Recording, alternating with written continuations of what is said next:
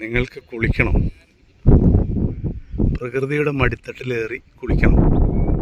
കുളിക്കണമെങ്കിൽ നേരെ പാണൻകുഴിയിലേക്ക് പോരെ.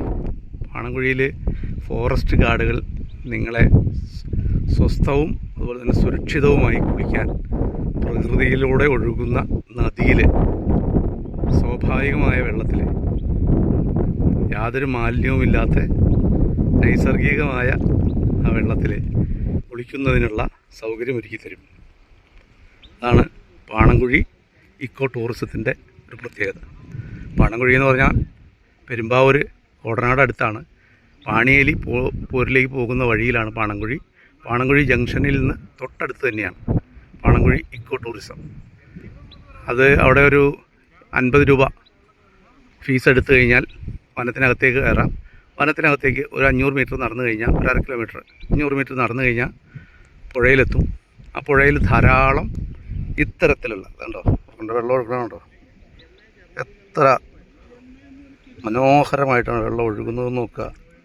അതുമാത്രമല്ല, ഈ വെള്ളം പരിപൂർണമായും ശുദ്ധമാണ്, ഒരു തർക്കമില്ല. ഇവിടെ കുളിച്ചു കഴിഞ്ഞാൽ ഔഷധ സസ്യങ്ങളൊക്കെ നിറഞ്ഞ ഈ വനമേഖലയിൽ നിന്ന് പുറപ്പെടുന്ന പെരിയാർ, മലിനമാകപ്പെടാത്ത പെരിയാറാട്ടോ, മലിനമാക്കപ്പെടാത്ത പെരിയാറാണ്. അപ്പോൾ പെരിയാറിൻ്റെ അനവധി കൈവഴികൾ ഒന്ന് ചേരുമ്പോഴാണ് പെരിയാറാവുന്നത് നമുക്കറിയാം.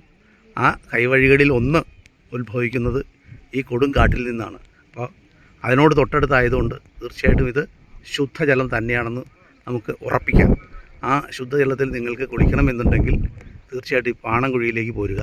പാണൻകുഴി നിങ്ങളെ മാടി വിളിക്കുന്നു. അത്രയേറെ സൗന്ദര്യം വഴിഞ്ഞൊഴുകുന്ന ഒരു പ്രദേശമാണ്.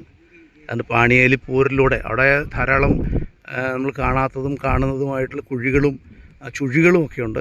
അപ്പോൾ അവിടെ അതിനേക്കാളൊക്കെ സുരക്ഷിതമാണ് ഈ പാണൻകുഴി, അതിനൊരു തർക്കമില്ല. അപ്പോൾ പാണൻകുഴി നിങ്ങളെ മാടി വിളിക്കുന്നു, പ്രകൃതി നിങ്ങളെ വിളിക്കുന്നു. ഇവിടെ വന്നിട്ട് ഒന്ന് കുളിച്ചു പോവുക.